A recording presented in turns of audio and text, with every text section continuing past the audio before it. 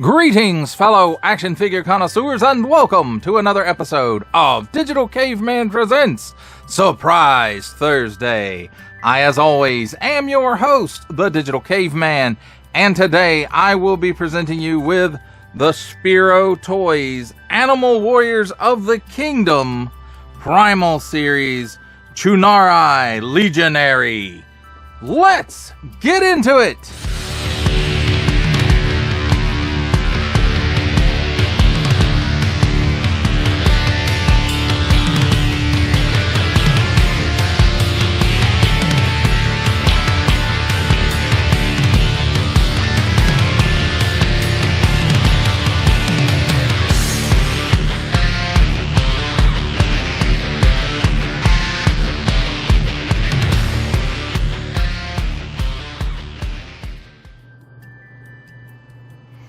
Let's start things off with a look at the packaging. And here on the top, we've got Spiro. Warning, don't stick things in your pie hole that do not belong there. And a bit of a window to let some light in from the top that it continues around to the front of the packaging. That becomes a nice big window, which also continues around to this side. That showcases most of the figure and the accessories. Animal Warriors of the Kingdom Primal Series Chunari Legionary. Warning, don't stick things in your pie hole that do not belong there. On the back, this isn't the back, this is the bottom. And here's their address if you want to write them a letter. spirotoys.com. They're on Facebook and Instagram as well. Here's a barcode, and there's some small fine legalese print and some print I don't read. On this side, we've got some nice artwork. Cool. On this side, we've got that jungle leaf print that we've seen before. And then on the back, got some nice artwork. Same that artwork from the side, with a different colored background at least. And here it says, Chunari Legionary. These proud soldiers are the elite forces of House Chunari and are formidable foes, even for the vile forces of the Horrid. And then there it is again in some other languages I don't read. And here's the cross sail. Pale in adventure armor. Kali in conquest armor. Chunari Legionary, House of Chunar. And let's see, who is that? Ravager of House Horrid. Atreui of House Feralist, and Tiberius, who we've taken a look at before, of House Feralist. Collect them all, Primal Series Wave 1. Thanks for your purchase. Heat it up.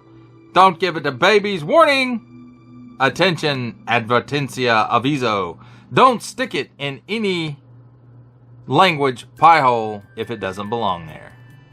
And that, my friends, is a look at the packaging.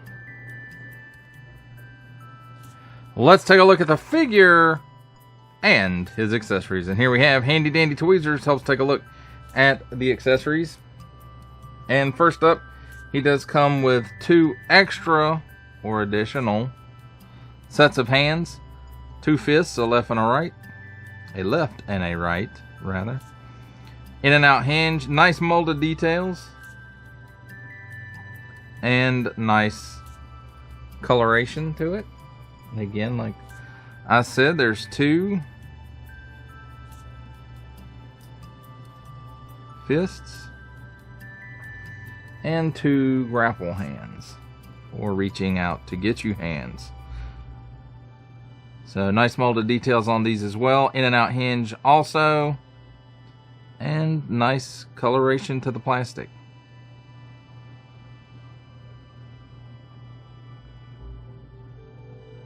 And here's the other one. And look at all that nice molded detail in there. So next up, he has this little back peg, which is for storage accessory, and we'll get to that momentarily.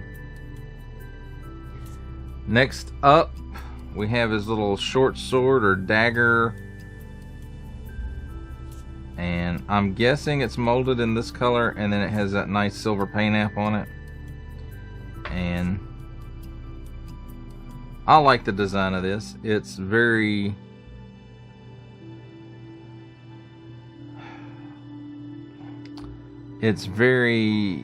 fantasy sci-fi, kind of He-Man-ish maybe, or in that same vein.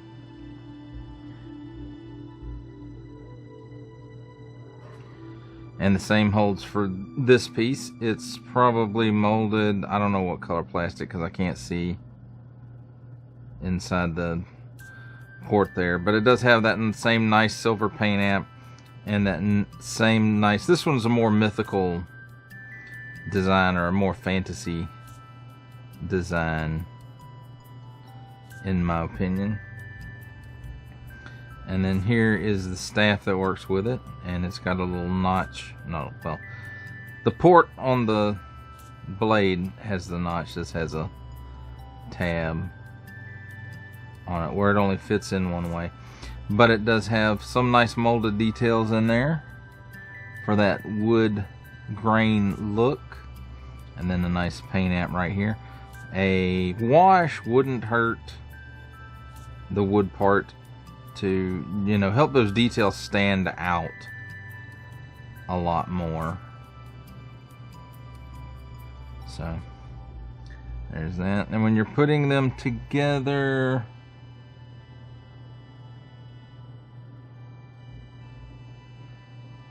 this only goes in one way. And then when it gets in there, it stays pretty good. And there you have the staff bladed weapon, or I'm not sure exactly what you call it. It's not a pike. So next up we have the handle for his shield, and this is very similar in design to the handles they use for Mythic Legions. However, this one has a post on it with the shield having the ports rather than the other way around. But nice paint detail to it, and you know, some nice molded details there for the handle. Let's take a look at the shield next, and I have to say it's got this nice face design on it, and then some shapes around with some rivets, and again a nice paint app on it. And then this side looks like it's quilted or woven. Yeah, this one looks more woven. And then again you have two ports here that work with this, the handle,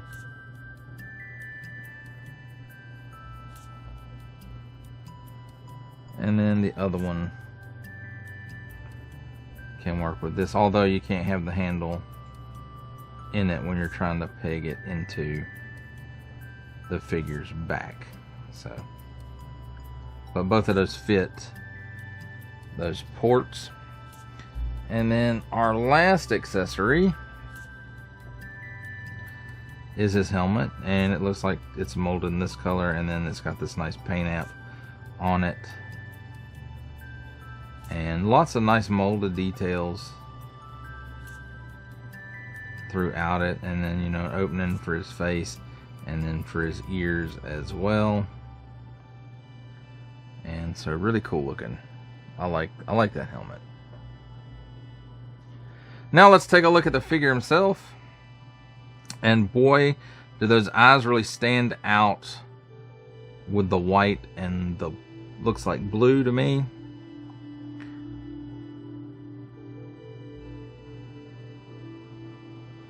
But I'm colorblind, so don't make fun of handicapped people. But nice sculpted detail throughout. And this nice little overlay. Nice armor piece, but this isn't an overlay, this is actually the torso. And then, you know, we've got several paint apps throughout the figure. Mostly on the overlays and this torso piece, and I guess the face So very cool. And the feet are very ape looking, monkey looking, however you want to call it. And it's even got a little bit of detail on the bottom. And foot peg holes. So, but I mean, just very nice looking. And I have to say, the last few of these I've looked at, you know, with Tiberius, I thought these guys looked very cartoony. But I'm seeing now that that's not the case with all of them. It's basically at this point just him. Now I'm not saying they have a realistic look, like they're going to blend in with Mythic Legions or Combatants Fight for Glory, or, you know, that type of stuff, Boss Fight Studios. But, you know, they're not as cartoony as I once thought they were, and I should probably save that for the final thoughts on the figures. But let's take a look at his articulation real quick. And it's on a ball and hinge, but the hinge is very stiff. There we go. So he looks up that high, and he can look down that low. And that's the only joint I didn't check before doing this review, to see if anything needed heating up.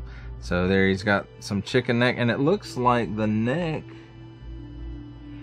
is a separate piece. So there's a ball and hinge at the top, and then a ball joint down here at the bottom. And so he's got waggle. He can do the full exorcist. Butterfly joint at the shoulder, and it goes back that far and forward that far. So a fairly good range of motion there. 360 degrees worth of rotation at the shoulder, and he can raise his arm up a little better than 90 degrees, it looks like.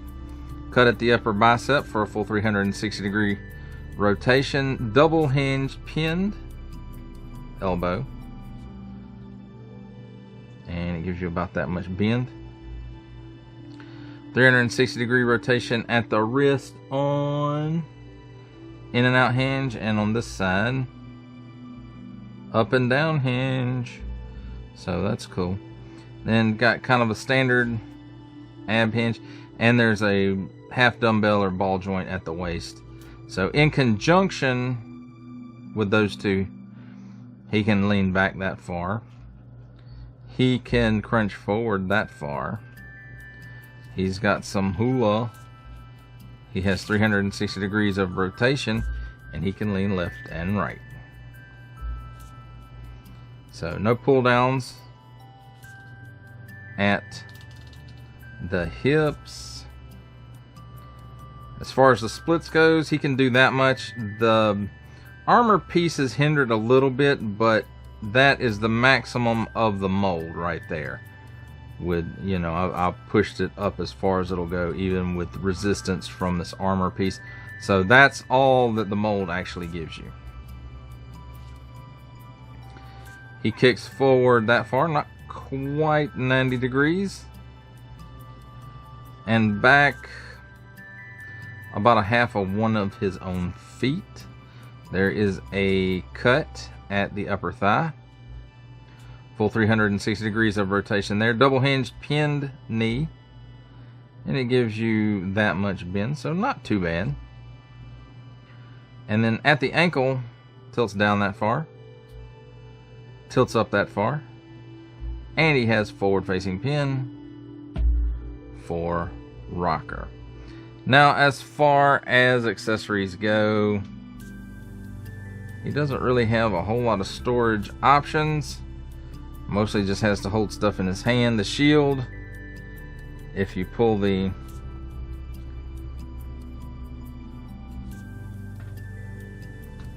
handle off of it, then, you know, it will store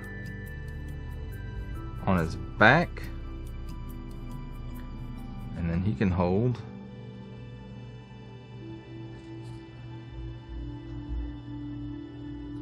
both of his weapons. I'll say he can hold it.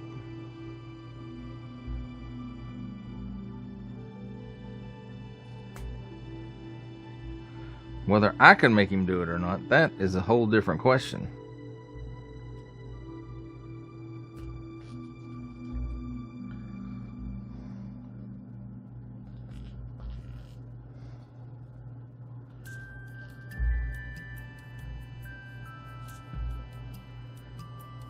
And there you have it, my friends.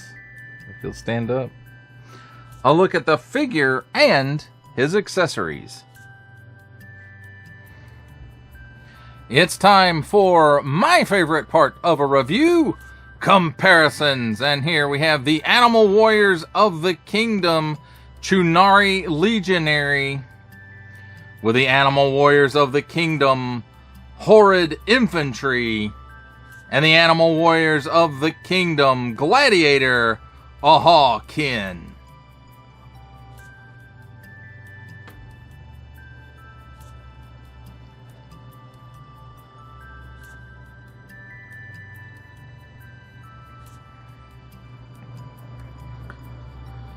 For our last set of comparisons, here we have the Animal Warriors of the Kingdom Chunari Legionary, was from the Marvel Legends series, making his cameo appearance, Stan the Man Lee, from G.I. Joe Classified series, the Hasbro Pulse exclusive Regal variant, Cobra Commander, from Star Wars The Black Series, the Archive Edition 501st Legion Clone Trooper, and for a 7-inch scale comparison, from the Masters of the Universe Masterverse line, the 40th Anniversary He-Man. For final thoughts on the Spiro Toys Animal Warriors of the Kingdom Primal Series Chunari Legendary, I have to say I was a little bit surprised by this figure. Last year when I looked at Animal Warriors of the Kingdom, I only picked up 2 figures and 2 accessory packs, and we'll leave the accessory packs out of this because, you know, it's accessory packs. But based on the 2 figures I got, which were Onyx and Tiberius left me with the impression that the entire line was very cartoonish.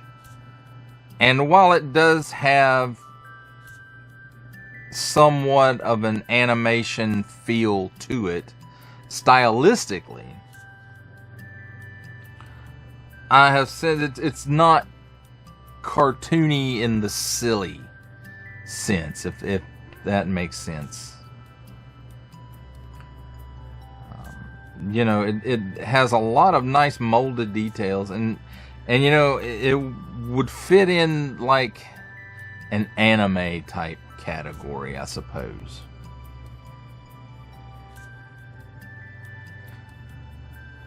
So, you know, I have revised my opinion on the line, and, you know, it could fit in with some stuff here and there.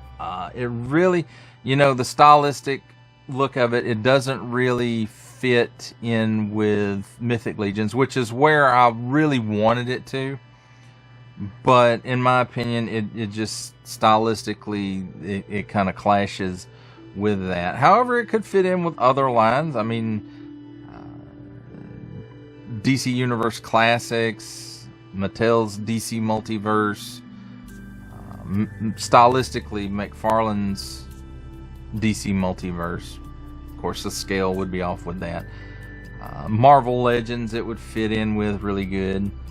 And Masters of the Universe, again, stylistically, not scale-wise. And that would be either Masterverse or Origins. Not necessarily the cartoon collection. And again, that's not scale-wise or size-wise, that's stylistically. But you know, it doesn't have to fit in with anything. This line is strong enough. It can definitely stand on its own. And you know, I've revised my opinion. I'm not saying that I disliked the line just based off of those two figures. But I really wasn't interested in picking up more. But I saw one that really caught my eye, and it got me looking at their table at Joe Fest. And I chatted with the designer. I want to say his name was Jason. I'm really bad with names, guys. And if you'd like to see that, where he kind of goes through and talks about some of the stuff that they had out on their table at Joe Fest that they had for sale, some stuff they were showing off, you can catch that in my 2025 Joe Fest special. And you know, if you want to see that. But you know, this guy it's a really good figure. Now I would like to see some improvements on it. And I'm sorry I said several times already. But you know, I would like to see a pull down hinge in the hips. I think that would be great. The range of motion in the butterfly is adequate, and I would like to see just a little bit more range there, but not at the cost of the overall look of the figure. So, you know, that's pros and cons that you have to weigh there, I'm sure, when you are designing a figure. And, you know, I think pinless joints are the way to go visually. I mean, they look, on these figures, they look fine. It's not like there's a peg that's one color on one side and a different color on the other side, and it makes it stand out. The colors, you know, they work, and you know, that helps to hide the pin. And if they don't update that, that's fine too. And like I said, with this line, for what it is, you know, that works. And it's not a detraction as much as it can be in other lines. I like this guy's weapons. I like the face looks incredible. And it's just a really cool looking figure. And, you know, it's an army builder, so, you know, use the shield, don't use the shield, use the short sword, use the spear, sword, mix and match, use some of the weapons packs, you know, make it your own. Well, that does it for the review. I hope you enjoyed it. I enjoyed making it. Only support from viewers like you make this programming possible. Each view does count, and I do appreciate each and every single view I receive. Thank you, and thank you so very, very much for supporting this channel through viewing. If you are interested in supporting my channel further, I am now offering memberships at various tiers. Click the join button on my YouTube page, or check this video's description for the link and see if any membership offers are right for you, but only if you are in a position to do so. Comment below, like, share, subscribe if you would like to see more content or just help the channel grow, or both. That's even better. And don't forget to ding that bell so that in the future you will be notified as my new content becomes available. That's a wrap, folks. I'll see you next time.